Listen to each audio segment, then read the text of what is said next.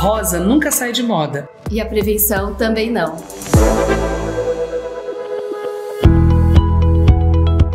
Oferecer tratamento digno às pessoas mais carentes era o sonho que movia o coração do Dr. Paulo Prata, um dos fundadores do Hospital de Amor. Médico e humanista, ele sonhava em oferecer atendimento gratuito a todos, sem acepção de pessoas, unicamente por amor. Em 1994, esse sonho começou a ganhar vida, por meio do incansável trabalho do médico Dr. Edmundo Mauad, que convidou a então auxiliar de enfermagem Creuza Sauri para iniciar uma jornada que mudaria milhares de vidas. Após o convite, foram necessários 6 meses de estudos, pesquisas e planejamento para então começar o projeto.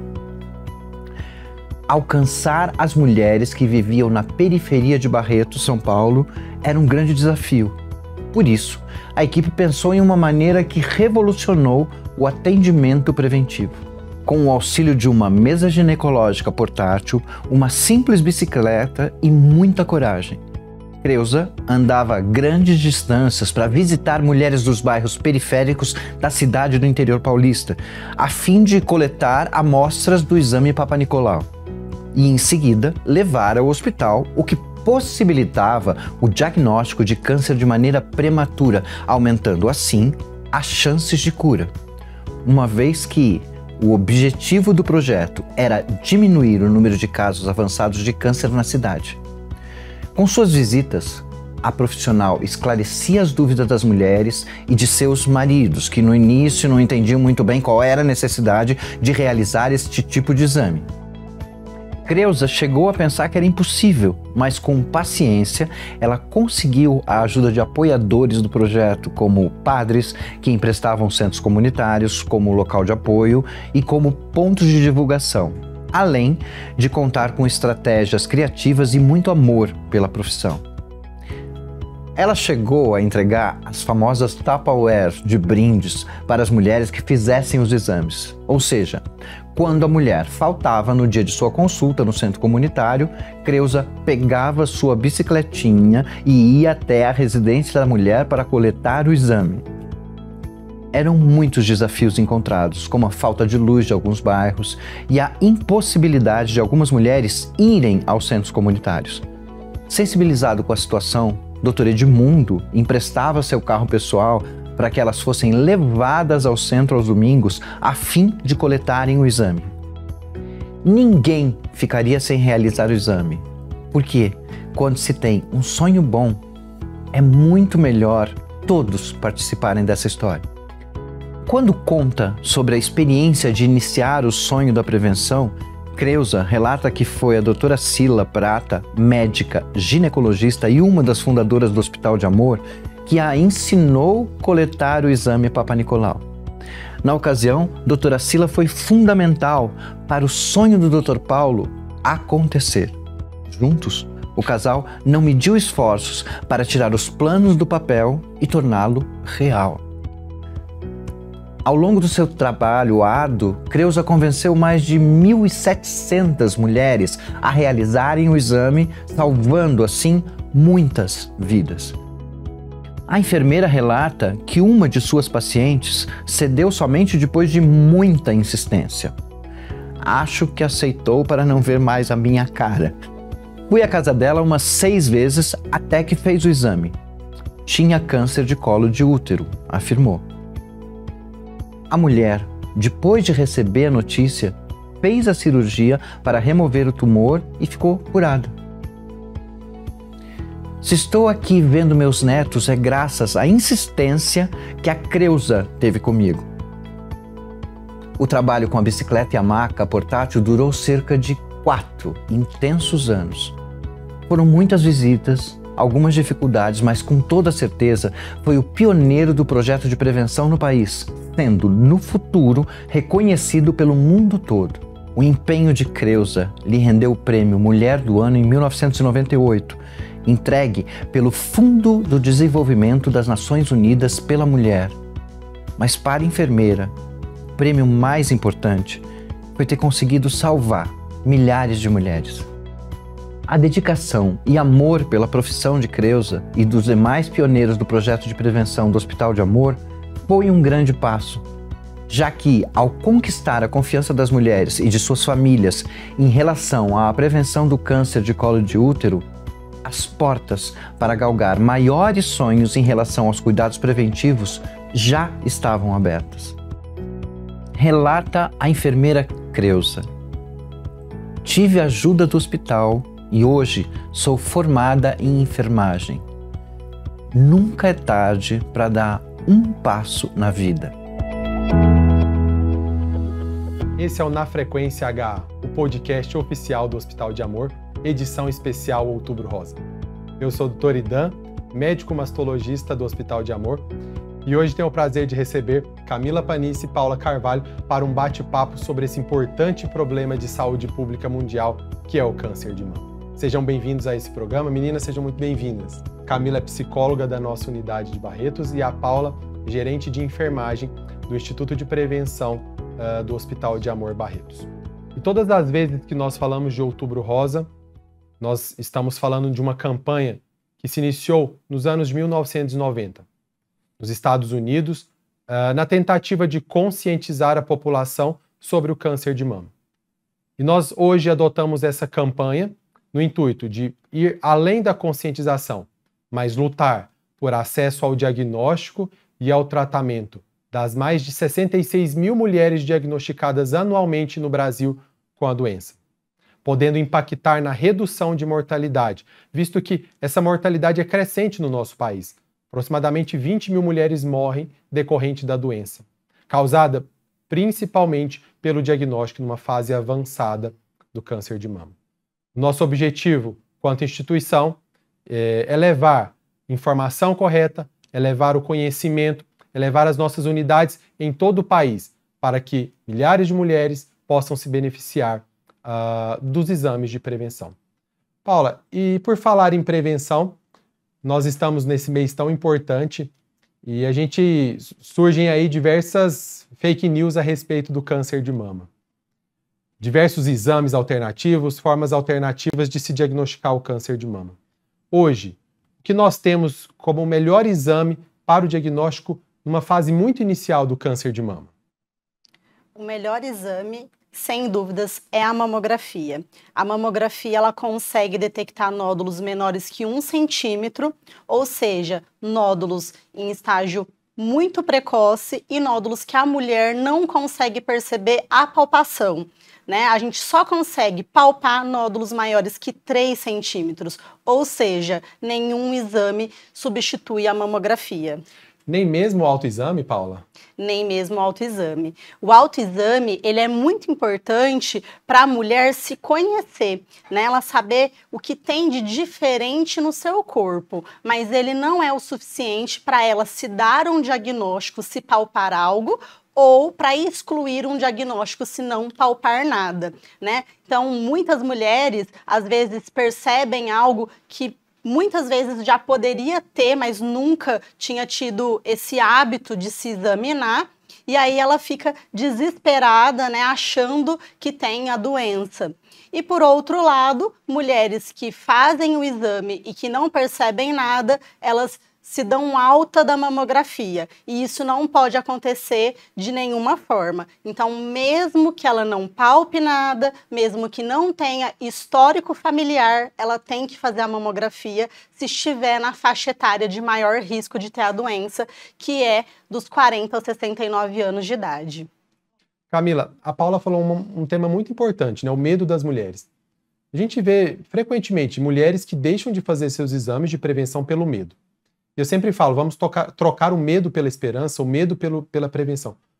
Como que nós devemos abordar essas mulheres e as que estão nos ouvindo, nos assistindo? Como que a gente transmite essa mensagem para elas de deixar o medo de lado? Idan, eu acredito que esse medo está muito ligado à crença que ainda as mulheres têm que o câncer mata. E a gente poder fazer um programa como esse e esclarecer que o câncer tem tratamento, a gente consegue ter um resultado bom ao longo desse tratamento, qualidade de vida, Eu acho que isso vai ajudando a desmistificar esse medo e essa crença, essa associação que ainda a população em geral faz de câncer e morte. Muitas têm medo até de fazer o exame, né? O desconforto do exame, o desconforto da mamografia, fala, não vou fazer o exame para não procurar nada, né? Porque eu não quero achar nada, né? Isso, foi interessante você tocar nesse ponto. Muitas deixam de realizar o exame por medo de sentir dor ao longo do exame, lembrando que é um desconforto importante que a mulher sente ali ao longo de alguns minutos para a gente fazer um diagnóstico precoce e esse medo associado ao diagnóstico também. Então, não vou procurar, não vou fazer um exame, não vou fazer uma mamografia porque eu vou ter câncer. Não é isso. A mamografia, o objetivo dela, como a Paula frisou, é fazer um diagnóstico inicial de cânceres, né, em fases iniciais. E justamente nesse sentido, só para vocês entenderem um pouco, o câncer de mama, o câncer em geral, é uma alteração de uma célula que ela se torna diferente da célula ao redor. E ela ganha uma independência, ela começa a encontrar mecanismos de defesa contra as células de defesa do nosso corpo, e ela ganha independência. Ao ganhar independência, ela começa a proliferar e tem capacidade de espalhar para os outros órgãos. Então, basicamente, isso é o câncer de mama. E que, como a Paula mencionou, a Camila falou, a mamografia ela é o único exame capaz de diagnosticar uma lesão numa fase muito inicial. E, Paula, hoje nós temos unidades, em 13 unidades, são 13 estados que nós temos? Nós temos 19 filiais espalhadas por 13 estados do país e 42 unidades móveis percorrendo todo o território nacional. Ou seja, né, a capacidade de uma cobertura mamográfica, né, levar o exame até as mulheres através das unidades móveis e das unidades fixas é tamanha, né? Nós temos um rastreamento de qualidade permitindo que essas mulheres façam um exame e elas tenham, então, os passos seguintes, né? Hoje, como que faz para a mulher realizar o exame de mamografia em uma dessas nossas unidades? Hoje a mamografia ela é realizada em mulheres dos 40 aos 69 anos de idade, sendo dos 40 aos 49 anualmente e dos 50 aos 69 anos a cada 2 anos. Então, se a mulher está dentro desses critérios, é só ela procurar uma das nossas unidades para realizar o agendamento do exame. Então, ela pode realizar o agendamento do exame por telefone, por agendamento via aplicativo ou também presencialmente. E é importante a gente esclarecer que ao falarmos de rastreamento, a gente está falando de um exame, né, aplicado numa população que se encontra na faixa etária para aquela determinada doença, né, como o câncer de mama, que acontece aí principalmente após os 50 anos de idade. Né? No Brasil, a idade mediana ao diagnóstico é de 56 anos, então a gente realiza esse exame dos 40 até a faixa etária dos 69, porque quanto mais velha a mulher, maior o risco de ter o câncer de mama. Só que não é proibitivo, após essa faixa etária, realizar o exame de mamografia. Nesses casos, fora da faixa etária, a mulher ela precisa de consultar com o médico especialista para avaliar a indicação do exame de prevenção no seu caso. Nós sabemos que tem pacientes com câncer de mama abaixo dos 40 anos, né? É uma porcentagem muito baixa no Brasil. Mas elas precisam estar cientes disso, né, Paula? E hoje as nossas unidades, elas levam, então, rastreamento para essa faixa etária. E a mamografia, né, nada mais é do que um raio-x das mamas, né? Então, a mama, ela é levemente comprimida no aparelho mamógrafo e o raio-x, então, das mamas é encaminhado para o radiologista. A mamografia, ela não faz diagnóstico de nada. A mamografia, ela seleciona as pacientes que precisam de uma biópsia. Então, ao realizar uma mamografia, nós chamamos ela de prevenção, por quê? Porque é uma prevenção secundária. A mulher faz o exame, caso tenha alguma lesão alterada, essa mulher então é encaminhada para uma biópsia. E é a biópsia que define, então, o resultado do que é aquela alteração. Então, mamografia não faz diagnóstico. Paula, na mamografia, né, como que essa paciente, nas diversas unidades, como que ela faz após o diagnóstico? Né? Nós temos uma sequência de tratamento, né? Não somente oferecendo os exames. Sim. Então, o exame inicial é sempre a mamografia. Após a mamografia, essa mulher ela pode ser convidada a realizar exames complementares, né? Uma mamografia 3D, uma compressão localizada, uma magnificação, uma ultrassonografia de mamas, diversos exames. Após realização desses exames, se ela tem uma suspeita, né, para câncer de mama, aí sim é solicitado a biópsia.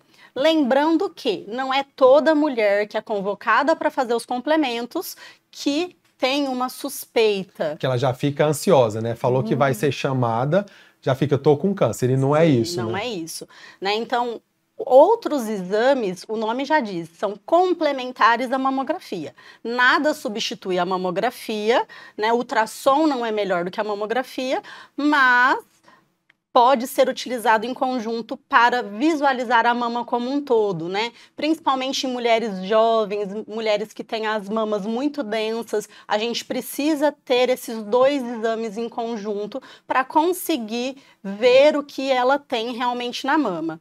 Quando a gente faz a biópsia também é importante que a mulher saiba que a biópsia não é para confirmar o câncer. Muitas vezes ela fala, só vai fazer a biópsia para confirmar, e não é isso.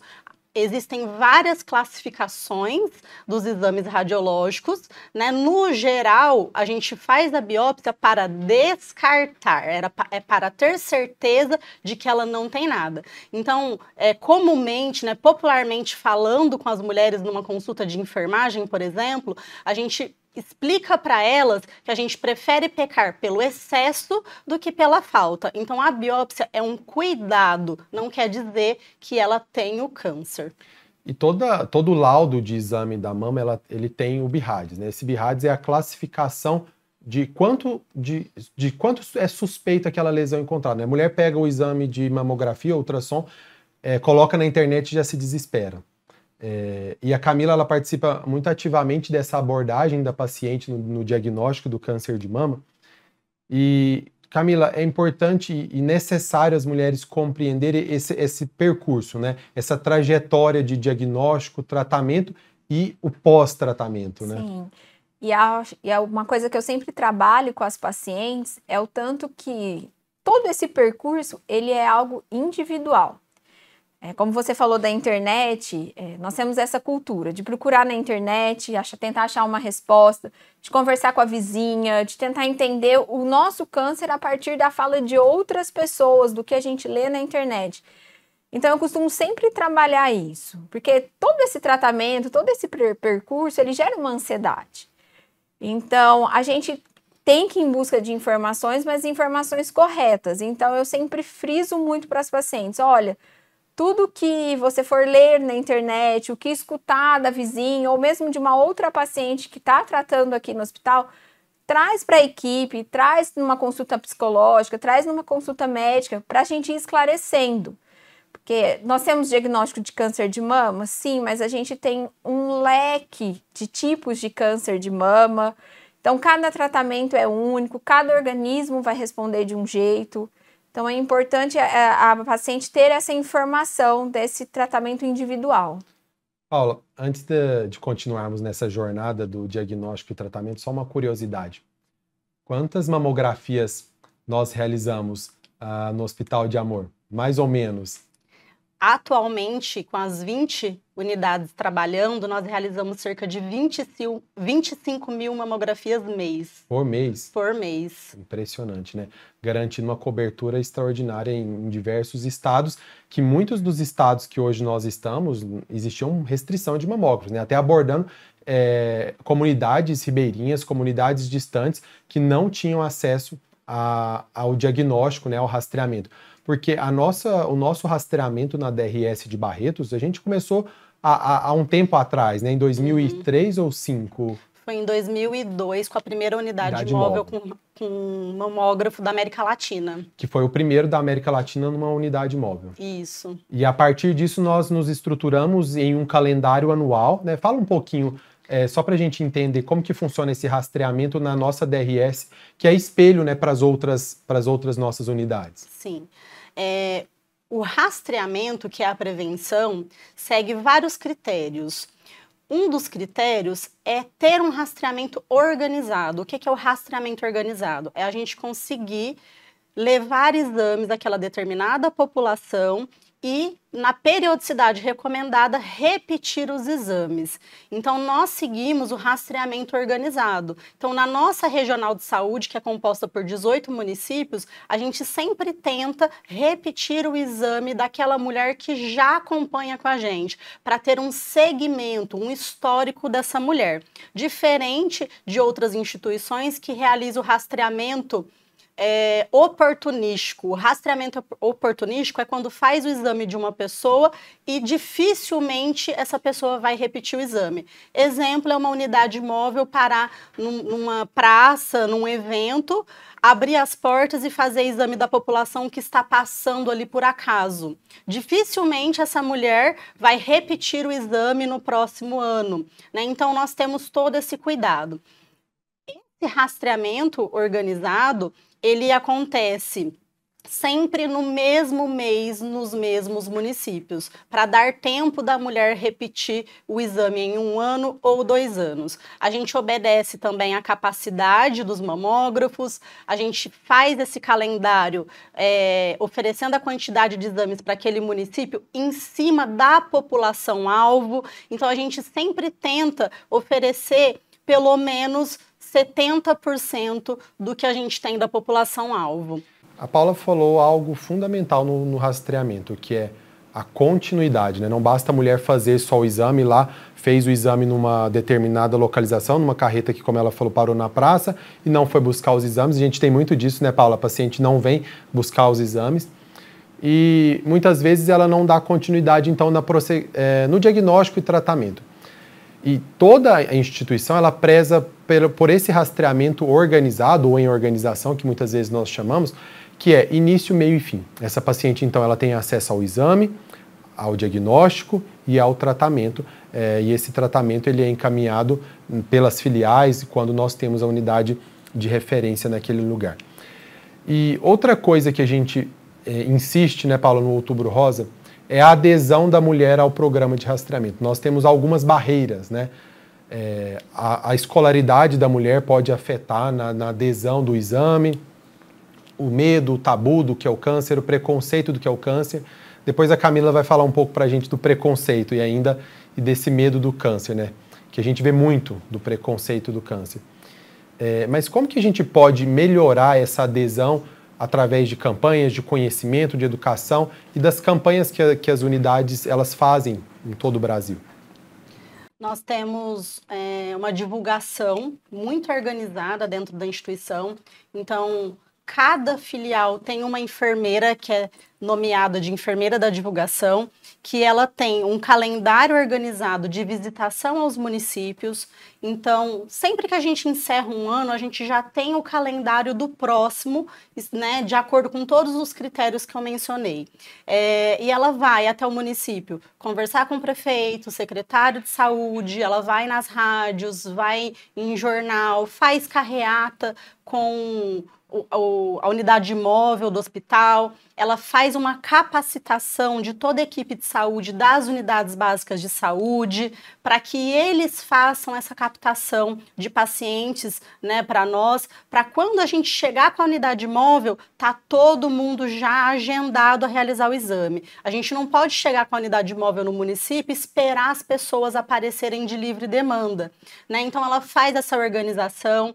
E todas as outras, as enfermeiras e a equipe multi, também faz esse amplo trabalho de conscientização da população. A gente sabe que a população brasileira, comumente, não tem a cultura de se prevenir, de fazer os exames. Então é um trabalho árduo, é como se a gente estivesse indo lá e puxando pelo braço mesmo, porque as pessoas... ela para fazer o exame, né? Porque Exato. A gente já teve até uma época que fazia visita domiciliar, né, na nossa DRS, conscientizando a mulher a fazer os exames de prevenção. A gente faz busca ativa, então aqui em Barretos a gente tem um projeto que se chama Busca Ativa, Prevenção Batendo a Sua Porta, que vai de casa em casa. A gente também tem as unidades móveis na DRS, tem a unidade móvel percorrendo os municípios que arrecadam recursos para o hospital. Então, é um amplo trabalho mesmo.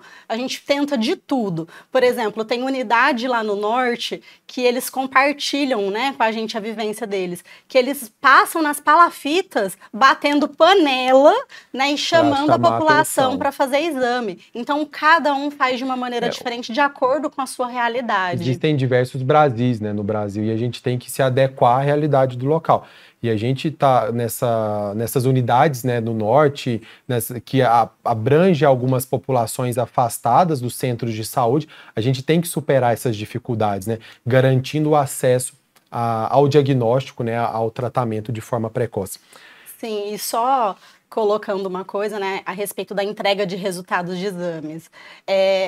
Acho legal a gente colocar um conceito aqui que é rastreamento. O que é rastreamento? É quando a gente pega uma população, né, um grupo de pessoas que está dentro da faixa etária de maior risco de ter a doença, é uma população assintomática, ou seja, não tem sintomas, e faz o exame. Então, essa população tem que fazer o exame simplesmente pelo risco de ter a doença. Não tem que ter sintomas. Aliás, não é necessário ter sintoma, né? E nem histórico familiar. Isso. Não é necessário encaminhamento médico, pedido médico. Está dentro da faixa etária de risco de ter a doença? Faz o exame. A mulher não precisa esperar sentir nada, né? Exato. Então, essa é a verdadeira prevenção. Não sentir nada e fazer os exames porque está no grupo de risco. Então, é muito importante todo mundo ter isso em mente. E aí, por que eu abordo isso? Porque a entrega de resultados de exames acontece de maneira muito organizada também. Então, os exames normais, a mulher pode vir retirar o exame aqui, ela recebe na UBS, ela recebe de diversas maneiras, os normais. Os alterados vão passar numa consulta com um médico. Então, a gente não consegue atender todo mundo, passar em consulta médica todo mundo que fez o rastreamento.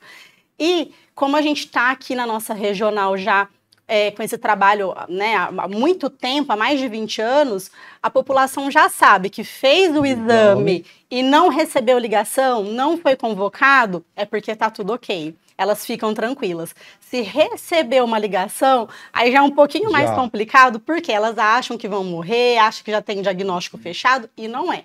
Mas quando a gente liga, é porque é necessário fazer complementação, né? E tudo aquilo que eu já expliquei, biópsia, enfim. Mas só passa em consulta quem tem alguma alteração.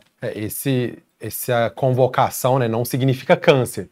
Essa convocação, ou a paciente vai fazer um complemento, né, ou passar na consulta com o mastologista para prosseguir na investigação, caso necessário. Porque muitas vezes elas já ficam desesperadas, né, com medo de ser câncer. E antes da Camila falar para a gente um pouco sobre esse preconceito, sobre esse tabu com o câncer, algumas pacientes elas nos enviaram cartas falando sobre a realidade, né? Como se sentiram ao diagnóstico do câncer de mama, como foi passar por essa fase, como que foi superar e retomar a vida. Prestem atenção nesses relatos das nossas pacientes para entenderem como o Outubro Rosa pode mudar a vida das mulheres. Este é o relato de Eleni Calgaro Pereira, em 13 de setembro de 2017. Foi através de uma mamografia e uma ultrassonografia que os médicos detectaram um nódulo na minha mama esquerda. Foi feita uma biópsia e no resultado foi constatado um câncer de mama. A princípio, foi como se o céu estivesse desabado sobre a minha cabeça e o chão desaparecesse. Chorei muito, pois não esperávamos por momentos difíceis em nossa vida.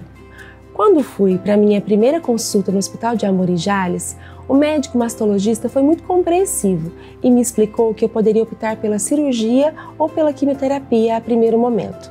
Na hora, fiquei sem palavras, fiquei em estado de choque e fui para a cirurgia. Graças a Deus ocorreu tudo bem. Foi colocada uma prótese na mesma hora da cirurgia e após 3 meses de recuperação estava tudo bem. Logo após veio as quimioterapias. Ao todo foram 16 sessões, 4 sessões de quimioterapia vermelha e 12 sessões de quimioterapia brancas. Na primeira sessão ocorreu tudo bem. Deu alguns sintomas leves, nada que eu não pudesse suportar. Na segunda sessão, comecei a passar mal, mas não desisti. Cada quimioterapia que eu fazia era uma vitória para mim. Com 17 dias após a primeira quimioterapia, meu cabelo começou a cair e eu passei a usar lenços. Para mim era uma distração escolher lenços para que eles combinassem com as minhas roupas. Eu brincava dizendo que meus cabelos eram coloridos, enfim, ficava um charme. Deus me deu uma força tão grande que para mim meus cabelos eram o de menos. O que eu queria mesmo era que Deus me curasse. O cabelo nasce novamente e muito mais bonito. Tive uma força inexplicada, até que eu mesma me surpreendi. Durante meu tratamento eu estudava muito. Nas quimioterapias vermelhas, como é um pouco mais forte, eu ficava uns dias em casa, depois voltava para a escola. Quando eram as brancas, eu saía da quimioterapia, tomava um banho e ia para a escola, cheia de força de vontade de vencer. Em nenhum momento questionei a Deus sobre meu diagnóstico. Deus me deu algo que eu pudesse suportar, para que eu tivesse mais força e fé, pois Ele sabia da minha vitória. Eu adoro dançar e durante meu tratamento eu continuei dançando, pois me animava ainda mais. Eu agradeço a Deus todos os dias por tudo que Ele me proporcionou. Consegui concluir todas as sessões de quimioterapia. Graças a Deus eu venci. Não precisei fazer a radioterapia, mas se precisasse eu enfrentaria também com muita fé. Hoje faz alguns anos que eu terminei meu tratamento e meus cabelos estão lindos novamente. Eu estou ótima. Hoje nem lembro mais que passei essa fase na minha vida. O que tenho a dizer para você que está passando por esse momento agora é: tenha muita força e fé, pois Deus não desampara os seus filhos em nenhum momento. Com certeza você terá uma força inexplicável e verá que nada é mais forte que a vontade de vencer. Lute com todas suas forças e garras e com certeza você será recompensada. Para finalizar esse relato, queria deixar um recado importante para vocês. O rosa nunca sai de moda, a prevenção também não.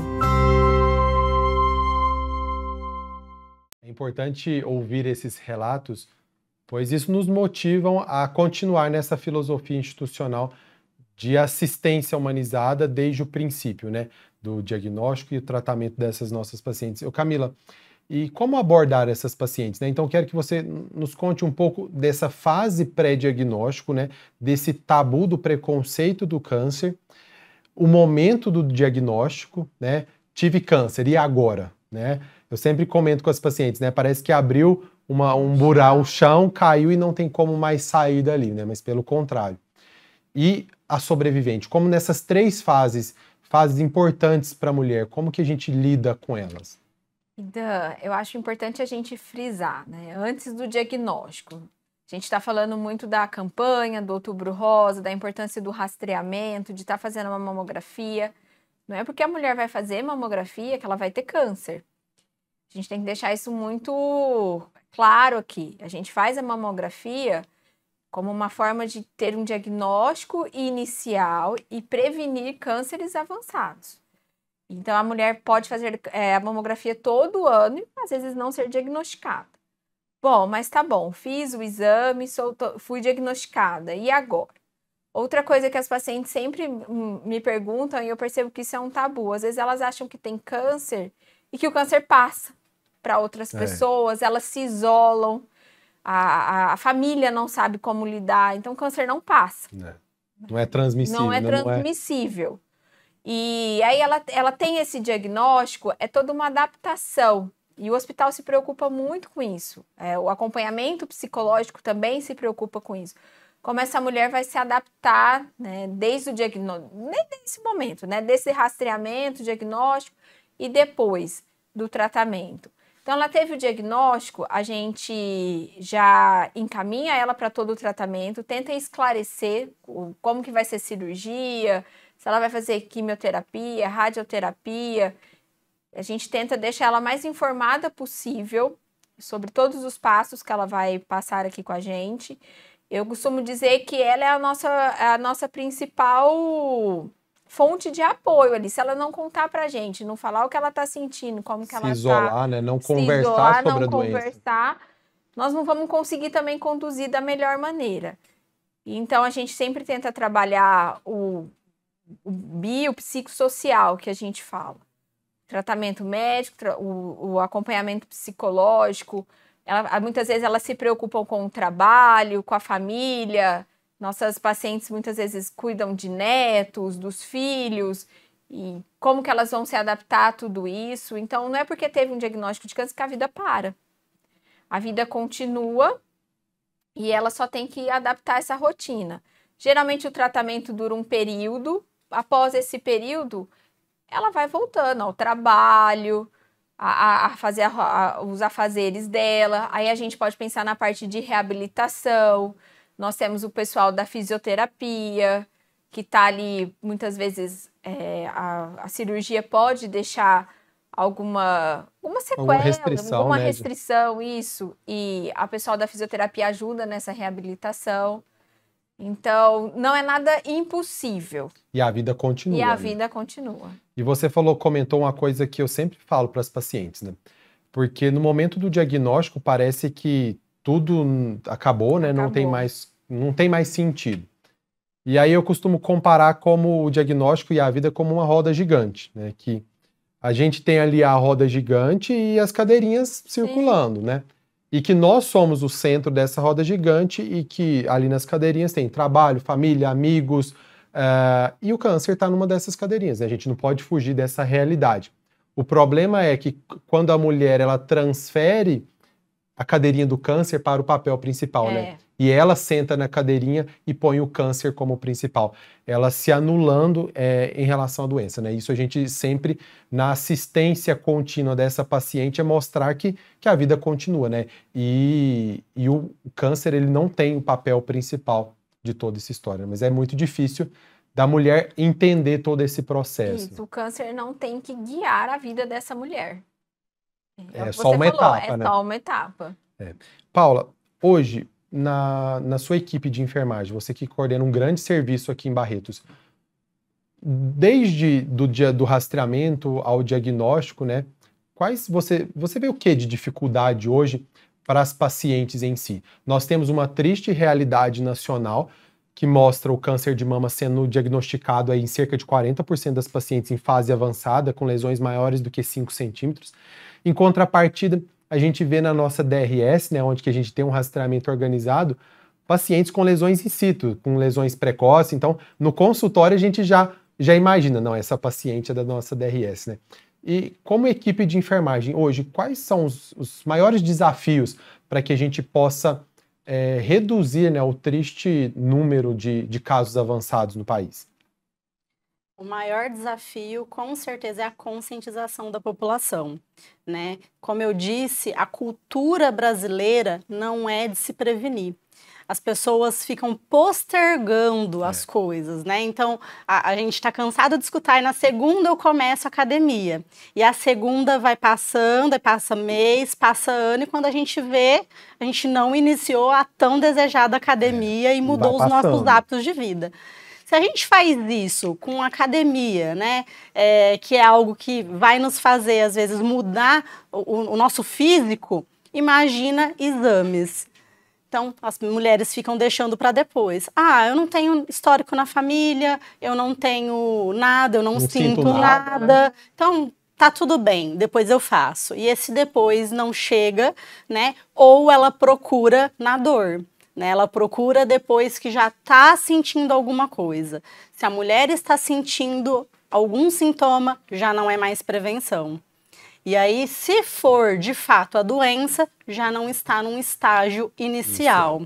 Então, a maior barreira que nós temos como equipe, né, de saúde mesmo, é a conscientização da população. Mas a partir do momento que a gente consegue conscientizar, trazer a mulher para fazer o exame, a gente tem várias outras barreiras também, que é colocar o exame no dia que ela pode fazer. eu vou fazer o exame, mas eu não posso demorar muito porque eu agendei alguma coisa depois, ou porque eu não tenho com quem deixar meu filho, meu neto, meu marido é acamado. Ela não se coloca como prioridade. Sim, não se coloca como prioridade. Depois, a gente tem outras coisas. Muitas vezes a população vem fazer o exame com aquela coisa assim, vou fazer o exame, vou me livrar, vou ficar com a consciência tranquila. Ela não pensa que isso pode ter um desdobramento. E aí é mais uma barreira, a gente conscientizar que tem um complemento para fazer, que não é câncer, que ela não tem um diagnóstico fechado. Aí a gente precisa convocá-la para fazer esse complemento, não consegue falar. Aí a gente tenta ligar, tenta mandar carta, tenta achar por aplicativo de mensagem. A gente fala com a enfermeira responsável pela área de abrangência que ela reside, agente comunitário de saúde vai até a casa dela, enfim. Aí é aquele processo de busca da paciente. Depois que ela vem, faz tudo. Se por acaso é diagnosticada, muitas vezes ela passa pelas fases de luto, né? Que acho que a Camila pode falar melhor. Mas uma das fases é a negação. Né? E aí ela fica negando isso e tem mulheres que não saem dessa fase de negação e não querem tratar. Elas simplesmente abandona tudo e fala, tá quieto, deixa quieto. Aí vem todos os mitos, né, que alguns são muito, muito comuns, como, por exemplo, a minha vizinha não tinha nada, só foi ela fazer o exame, ela foi diagnosticada, depois que mexeu, alastrou, e aí ela morreu. Né? Então tem muito isso. Ai, tá quieto, deixa quieto, não sinto nada, enfim. E aí a gente precisa individualmente ver o que está afligindo aquela mulher para conseguir tratá-la em sua integralidade. Camila, nós estamos aqui nessa conversa bem geral, né, sobre câncer de mama, né, de rastreamento, de prevenção. A Paula comentou algo muito importante, nessas fases do luto, né, que a mulher passa após o diagnóstico. Você quer comentar para a gente bem um pouco? Sim, negar o diagnóstico não é algo ruim. A gente sabe o tanto que é difícil receber um diagnóstico de câncer de mama. O que a mulher tem que trabalhar com ela é que isso não é o fim. Não é o fim da vida dela, ela não vai deixar de cuidar da casa, né? Como a Paula disse, muitas vezes elas deixam de vir fazer os exames porque não tem tempo. Tem outras prioridades. Ela precisa entender que a prioridade é ela. Então, assim, ela passa por essa fase de negar, depois de ter raiva do diagnóstico, ela quer achar um culpado, quem que causou aquilo nela, Só te interrompendo rapidinho. Nessa fase de achar culpado, a gente precisa entender que não existe um fator único para o câncer de mama, né? São vários fatores que se associam e levam à predisposição para a doença. Então é muito importante isso. Com certeza.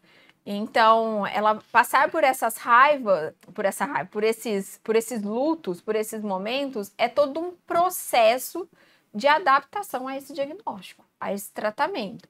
Então, ela vai sentir raiva, ela vai querer achar um culpado, como você mesmo disse e frisou, a gente não tem uma causa específica, são vários fatores.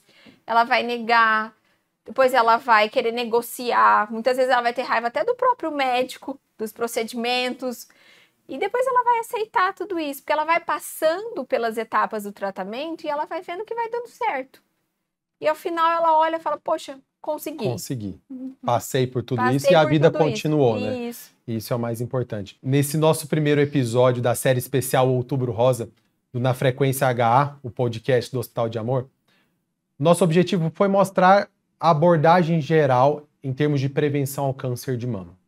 Prevenção primária, hábitos saudáveis de vida, responsabilidade de todos. Prevenção secundária, estar em dia com seus exames de prevenção, estar em dia com a sua mamografia. E Outubro Rosa vai muito além do laço rosa, vai muito além de iluminar prédios públicos com rosa, de publicar nas redes sociais. Outubro Rosa é ação, e essa ação depende de cada um de nós. O papel de conscientizar a respeito do câncer de mama é de cada um de nós. Com isso, nós podemos reduzir o número de pacientes com diagnósticos avançados no nosso país. Camila, Paula, muito obrigado pela participação nesse nosso primeiro episódio. Fiquem à vontade para as nossas considerações finais. Bom, primeiramente eu gostaria de agradecer o convite. Acho muito importante a gente estar fazendo um programa para esclarecer para as mulheres sobre o câncer de mama e a importância da prevenção. Então, o hospital está de braços abertos para estar esclarecendo. Qualquer dúvida, podem entrar em contato com a gente e venham fazer a mamografia. Agradecer a oportunidade. Realmente é muito importante, né, que a população saiba a importância de realizar a prevenção do câncer de mama. É algo que a gente bate muito em outubro, que a gente tem a oportunidade de divulgar mais esse trabalho e essa importância, mas prevenção é o ano todo. Então, a mamografia ela é realizada durante os 12 meses do ano e é importante que as mulheres façam seus exames, chamem as vizinhas, amigos, familiares, né, a fazer os exames, porque mulher que se ama e ama sua família se cuida. Isso mesmo, Paula. O Outubro Rosa é o ano todo, né? A prevenção é o ano todo, uma campanha constante do Hospital de Amor. E esse ano nosso tema da campanha Outubro Rosa é Rosa nunca sai de moda, prevenção também não. Faça parte dessa campanha, nós contamos com a ajuda de todos vocês. Nos acompanhem pelas redes sociais e pelo hospitaldeamor.com.br. E fiquem atentos aos próximos episódios nessa série de outubro abordando o câncer de mama. Um grande abraço. Rosa nunca sai de moda. E a prevenção também não.